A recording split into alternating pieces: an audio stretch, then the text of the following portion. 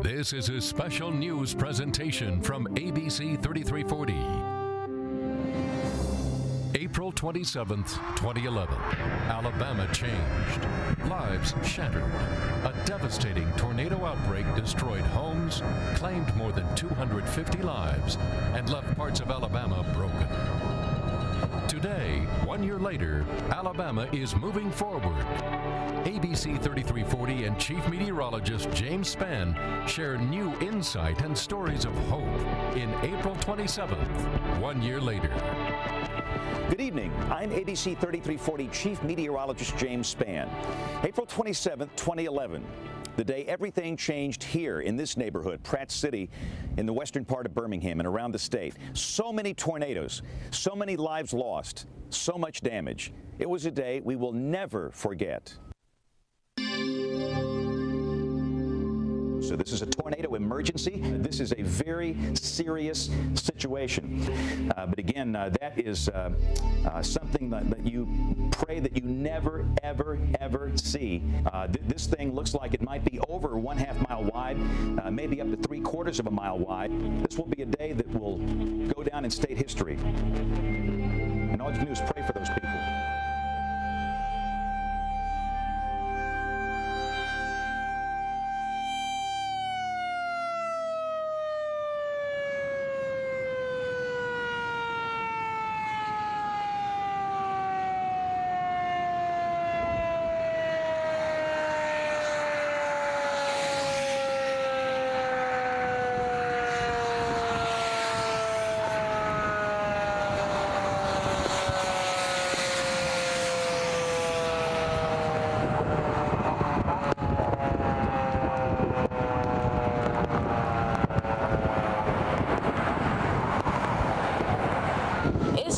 Nightmare that I know that I cannot wake up from. It's controlled chaos back here, basically. It was awful. It was the most scared I've ever been in my life. About the time I got through the bathroom door, the back of the house was coming off. And it was a wild ride after that. Hearing people yelling for help and not being able to do anything because you're the person that needs help too. We felt the pressurization, heard all the windows implode, and then the next thing we knew, everything was flying around and falling in on us. Within a minute of us going in the door and getting in the room, it hit. I'm in my living room watching TV, and I look out the window and hear crashing, and I see the tornado over the corner of the building, and I knew it was coming right at me, so I took cover, did what I could, and the Lord smiled on me.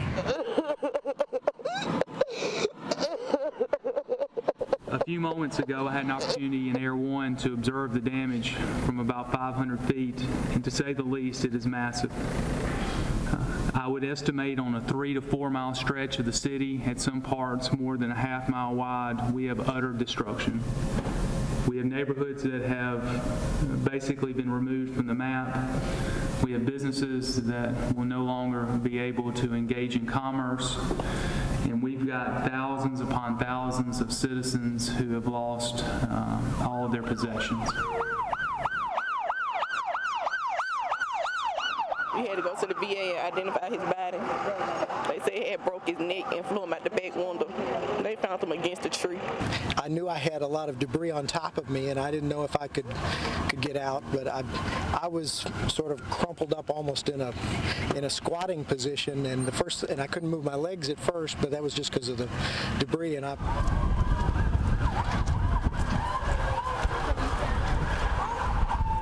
in some areas, it's total devastation when it comes down to the neighborhoods that this storm has struck. Fortunately or unfortunately, we've only had one fatality. We do have some people who are unaccounted for, and that number may rise, but we're going to remain prayerful and work hard to make sure that everyone is accounted for. We could smell the pine, and so we knew it was trees in the house. When we got out the house and went back upstairs, the roof was gone, the front of the house was gone. There's hundreds of houses have been damaged varying degrees. Some of them have been completely blown away. Right now, we're trying to do some search and rescue. We have already done basically a primary search, and now we're going through the secondary search process. There's a time to live and a time to die.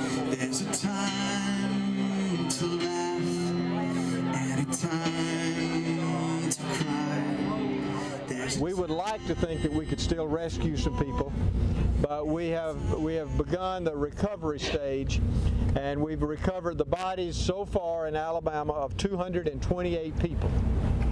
I've got to say, I've never seen devastation like this. It is heartbreaking. We were just talking to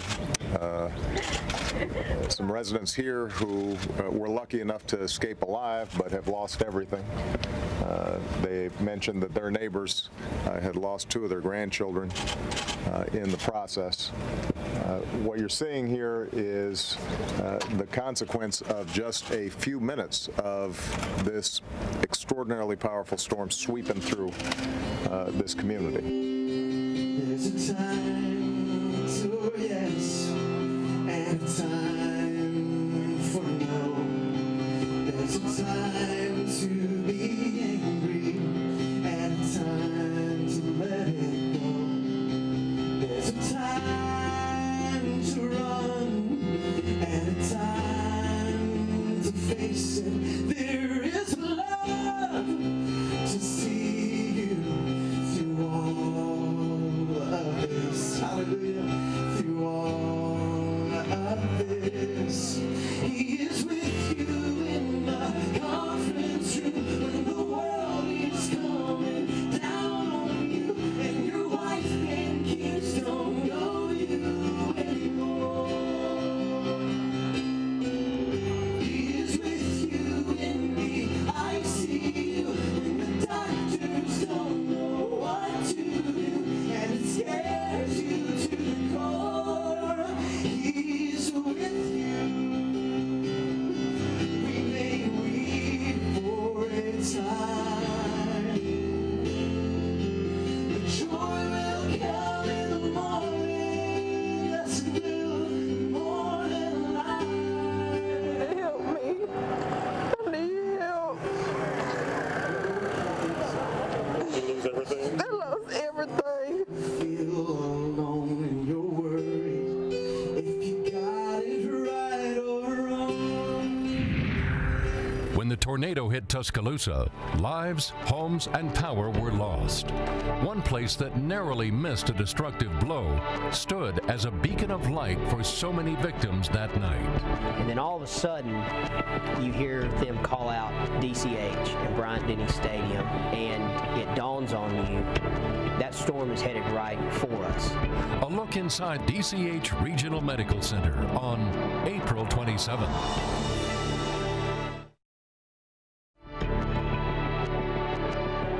It broke my heart to know that, like I said before, like his family wasn't there. Like complete strangers as nurses were there when he took his last breath.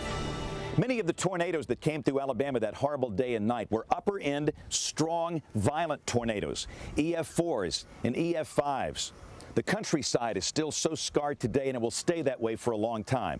But the warnings were good. People had time to prepare and go to a safe place. But even during those times of seeking shelter, the storm force was so great. But there were beacons of hope and life that night, like the hospitals across the state of Alabama, including DCH Regional Medical Center in Tuscaloosa. We're a regional trauma center serving most all of West Alabama and encompass a number of counties in our coverage area. We serve 13 counties, all the way down to the Dallas-Wilcox area, all the way up through basically towards Winfield. So Fayette, Pickens, Greene and Hale County, and Sumter County, all those counties around West Alabama bordering Mississippi we serve. We came in early because a tornado had hit the Coaling area, and we had patients from that tornado. We had a family here that their home was completely destroyed. Luckily, they were okay. We took care of them, and we probably had 10 to 15 maybe from that storm. We set up our incident command center that morning, and what that really involves is some key players at the hospital just being a little extra aware about what's going on. The people in charge charge were monitoring the weather. And our nurse manager, Terry Snyder, she was monitoring the weather. We're watching live on TV and we see the storm. And we're, just like any other day, we're watching this tornado and thinking, you know, wow, they've caught another one on the tower cam system.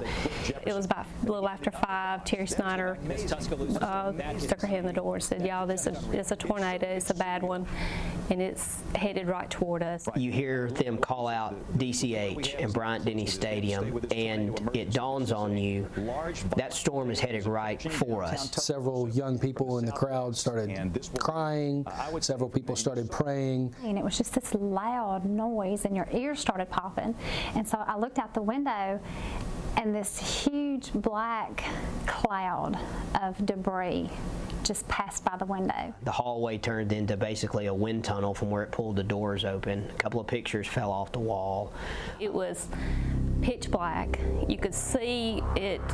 You could see the funnel, I guess you would say, but it was just, you could see it swirling. It was loud. You could feel it in your ears, and you could see the debris that was in it.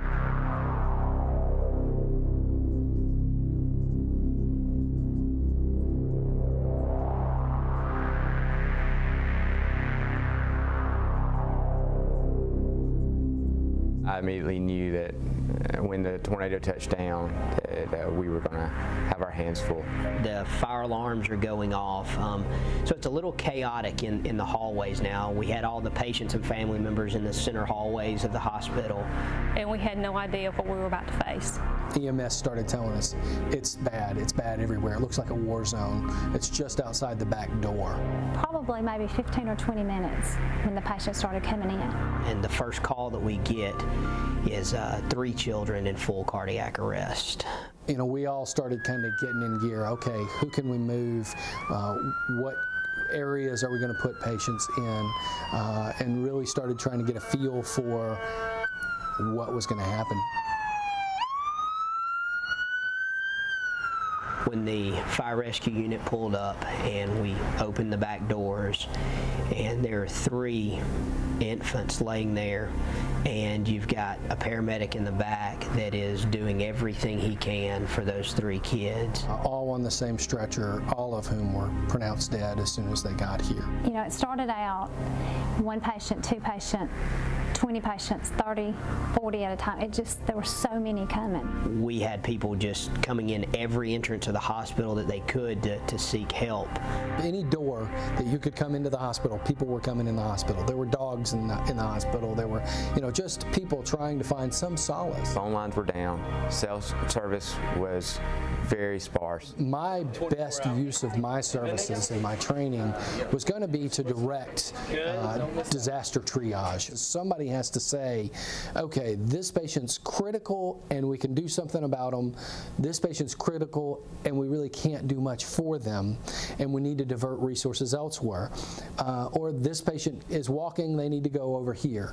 They were being brought in by complete strangers, people that just found them on the side of the road. They were being brought in on doors, on headboards of bed. I mean, I took many babies just from strangers' arms, not even knowing whose babies these were, where their family was, where their parents were. I remember seeing this young gentleman they brought in on a backboard, on a headboard of a bed. They got him out of the back of a truck and brought him in. The image of him was, I guess I would say, was one of the first horrible images of that day. As basically the ambulances and private autos and police cars that were all bringing injured patients would pull up into our ambulance entrance, we would have physicians and nurses in the ambulance entrance unloading those patients either onto stretchers, into wheelchairs, or if they were able to walk, they would go to different parts of the ER and putting them in the correct places, starting patient care immediately. We saw just a multitude, pretty much anything you could think of, severed limbs, amputations, impaled objects, head injuries, closed chest injuries, lacerations, just horrible lacerations, things that you just wouldn't think you would ever see. A doctor and 2 to 3 nurses would be in a room. We would stabilize that patient. One of us would stay with them, then that group would go to the next room. You've got patients that are wounded themselves, but they're wanting to help the one laying beside them. Somebody brought us some bottles of water, those of us who were out there, and I looked down and he's wearing a patient ID band. He was a patient. So the heart of these people that have been through this tragedy was just phenomenal. I mean, there are just people everywhere where you really can't turn around, you can't move, can't do anything. But when you took a minute to look, every person had a nurse or a physician or somebody at their bedside doing something for them.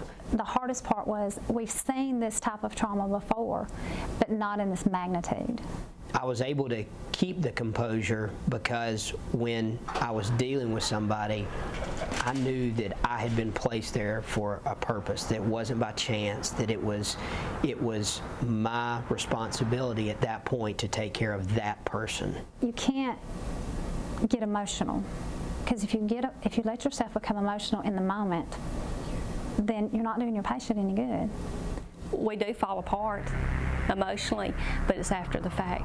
I probably got some of the most intense hugs that I will ever receive in my life, or hand grasps that didn't want to let go. And I was just thinking we were probably some of the last faces some of these people saw before they died. The image that gets me when I close my eyes are those 3 children.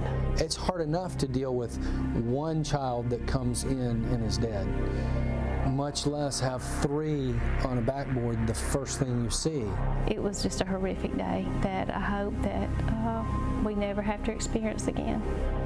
That I was lucky enough to work with some really, really great people who took really, really great care of a lot of sick people. We were all put here that day for a purpose, and I believe that day that we were all blessed to be here, that we weren't trying to scramble somewhere to protect ourselves or our family, but that day defined this hospital. I think it defined the employees that worked not only in the emergency room but all over DCH. But I think more than that day defined Tuscaloosa. A perspective seldom heard. I remember getting off the air, and I looked at Jason, and he looked at me, and it's like we didn't even know what to say. It was like somebody had rammed their fist in our gut without us being ready. Members of the ABC 3340 weather team speak from the heart on how April 27th impacted them live on the air.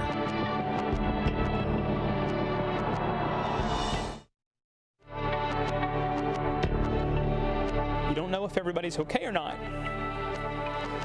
And that was the first time that it got real that day.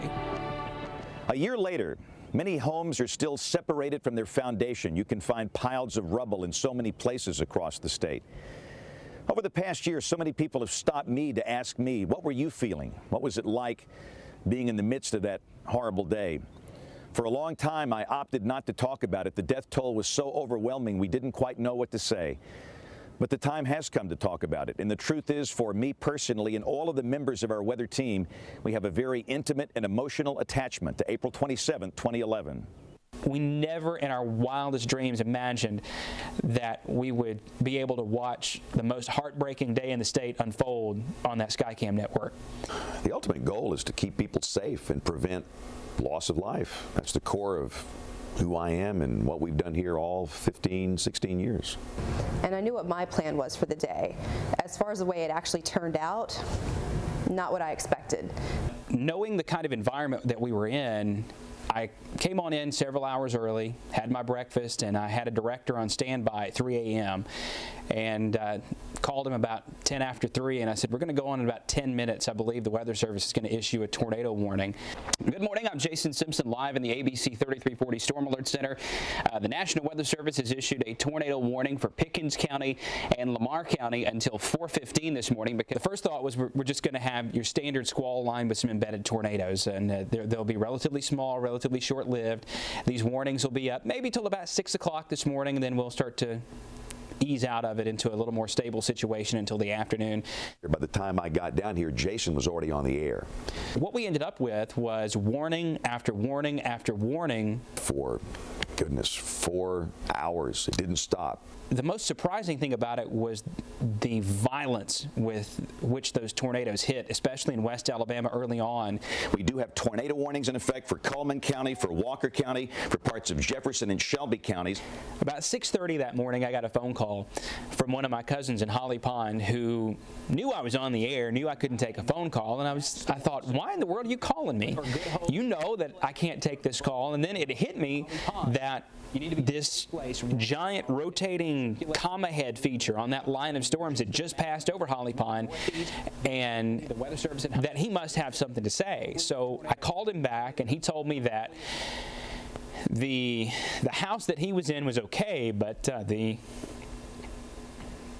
house he was in was okay, but the farm at my aunt's house had been destroyed. The barn was on the ground, and all the trees were down. I knew Jason was struggling with the fact that he had a lot of folks in the path of that morning storm. And Jason got a little emotional on the air, and I don't blame him. If he didn't, I'd worry about him. We're humans.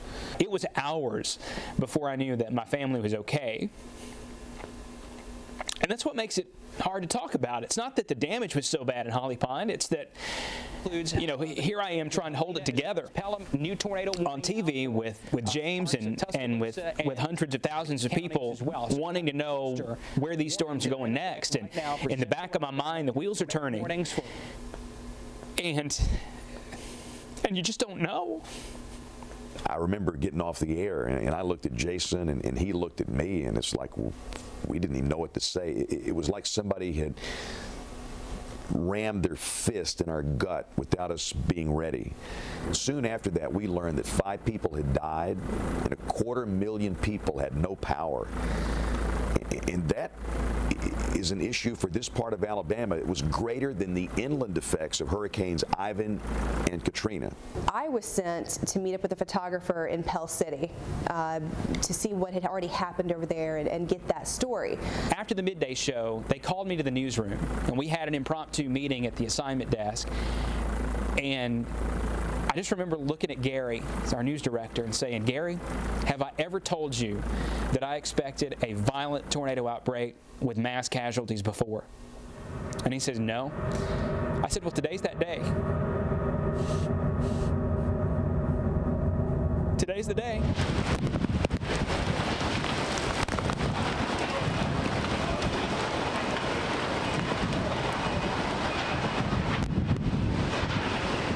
This is a tornado emergency for the city of Hamilton. Clearly, everybody in Hackleburg and Bear Creek be in a safe place now.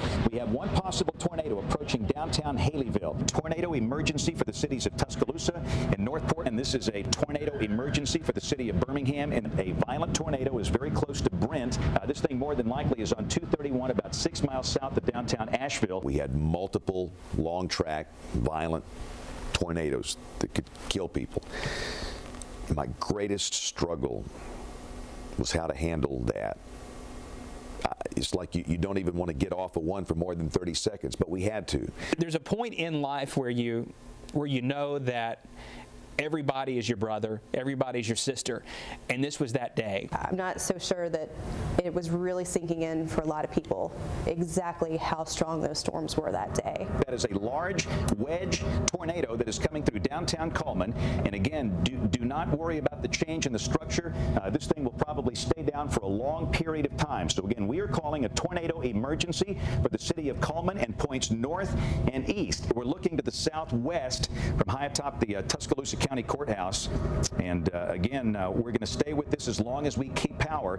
If you watched us earlier this afternoon, we had a tornado just like that came through Cullman. I would suggest this might even be larger than the Cullman tornado. I think it's much larger than that one. This thing looks like it might be over 1/2 mile wide, maybe up to 3/4 of a mile wide. There's a large wedge tornado in the western suburbs of Birmingham, and again, this will be coming right up into the downtown area. I think it is very clear to me and to Jason that the greatest danger will be along and north of Red Mountain. So for those of you downtown Birmingham and points north, that's the extreme danger. It was just unimaginable the pain that I was able to feel, and I know James felt the same way.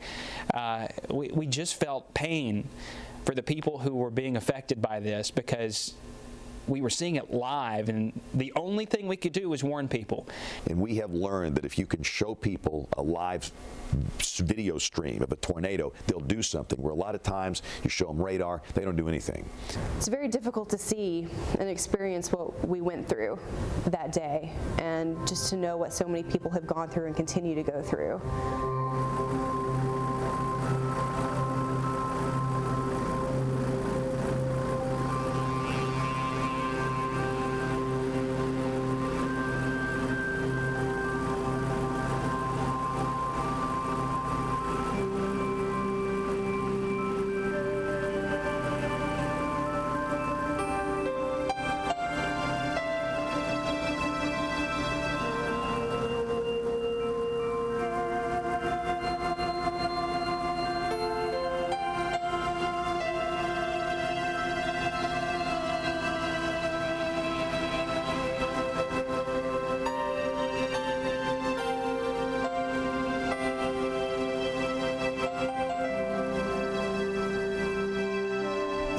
Emotions started to set in as the death toll kept going up and up. Every day that the death toll kept going up, I had a lot of emotions going through my mind, all of them. Anger. I was angry at me. I was angry at God. I was angry at the system, because we failed the people of the state because the death toll was that high.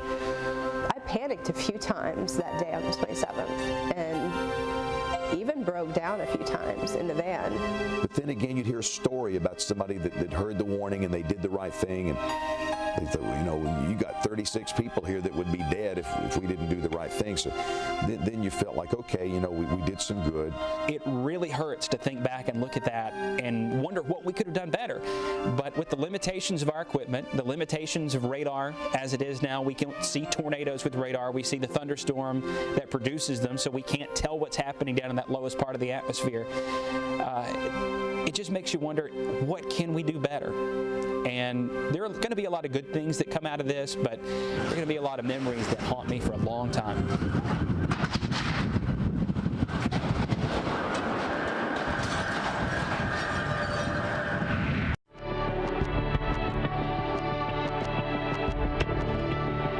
In the middle of so much loss, the easy question is why? Why did this happen? For the people that live in these neighborhoods, they're asking, why did it happen to me and my family? But I was so encouraged to see the question change in the days after April 27th. From why to what? People in our state started asking the question, what can I do to help my neighbors in need? We've got a long way to go, but we've come a long way. And Alabama has a spirit of faith. It's a strong faith. And I firmly believe our better days are ahead of us. Tonight we leave with a look at those that lost their life in memory of those precious souls from April 27, 2011. For ABC 3340, I'm James Spann. Thank you for watching, and good night.